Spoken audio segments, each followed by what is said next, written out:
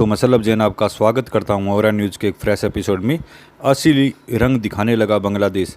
पहले बाढ़ को लेकर फैलाए झूठ, अब वीज़ा सेंटर में घुसी भीड़, लगाए भारत विरोधी नारे और पाकिस्तान से खरीद रहा है आयुध। बांग्लादेश में भारत को बदनाम करने की साजिश रची जा रही है।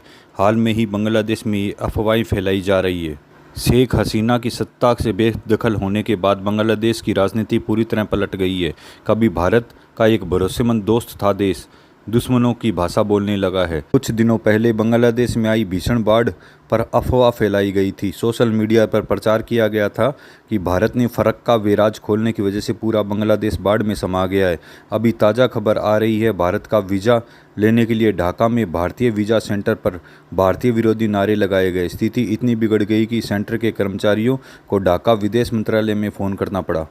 मिली जानकारी के अनुसार सोमवार को अचानक कुछ लोग ढाका के भारतीय वीज़ा केंद्र में घुस आए और भारत विरोधी नारे लगाने लगे।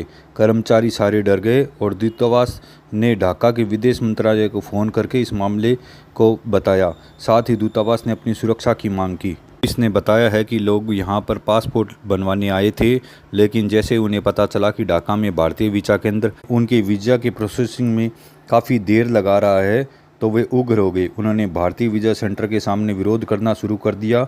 हालांकि पुलिस मौके पर पहुंच गई, स्थिति को नियंत्रित कर लिया गया। कि भारतीय वीज़ा केंद्र में पहले ही बता दिया था कि बांग्लादेश में उनके ऑफिस के कर्मचारियों की संख्या बहुत कम है, लोकल स्टाफ अभी ज्वाइन करने वाले हैं, इसलिए वीज़ा प्रोसेसिंग में देरी हो रही है, इसलिए हम अभी पासपोर्ट वापस कर रहे हैं।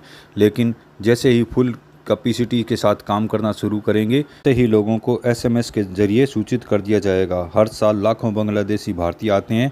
पिछले साल लगभग 16 लाख लोग भारत पहुंचे थे। इसमें सबसे ज़्यादा 60% लोग टूरिस्ट वीज़ा लेकर भारत आते हैं और 30% मेडिकल वीज़ा से भारत आते हैं। बांग्लादेश की सरकार बड़ी मात्रा में गोला बारूद पाकिस्तान से खरीद रही है। भारत के लिए एक चिंता का विषय है। पहले शेख हसीना सरकार भारत के पक्ष की सरकार थी, तब बांग्लादेश पाकिस्तान से गोला बारूद खरीदता था, पर भारत को कोई दिक्कत नहीं थी क्योंकि वह पहले भारत को ऑर्डर देते थे। जो बचा ऑर्डर था वो पाकिस्तान से लिया जाता था।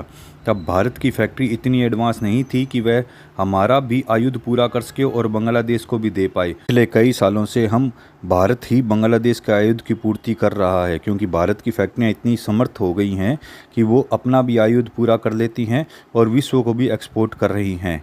बांग्लादेश में काफ़ी समय से उथल पुथल चल रहा है। बांग्लादेश अभी कंगाली की तरफ बढ़ रहा है। वहाँ पाकिस्तान को इस पैसे की बहुत आवश्यकता है। पाकिस्तान तो पहले से ही कंगाल है और उसके लिए ये पैसा एक तोहफे की तरह है। शेख हसीना सरकार ने बांग्लादेश को तरक्की की राह पर ला दिया था।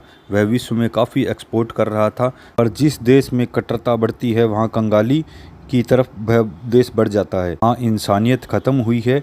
भारत चौकन्ना होकर इन सभी स्थितियों को ध्यान से देख रहा है। बांग्लादेश के लोगों को समझ नहीं आ रहा है, वह सोच नहीं पा रहे हैं कि कट्टरता किसी देश के धर्म के लिए ज़रूरी है, पर इंसानियत से ऊपर अगर कट्टरता हो जाती है तो वह काल का कारण बन जाती है।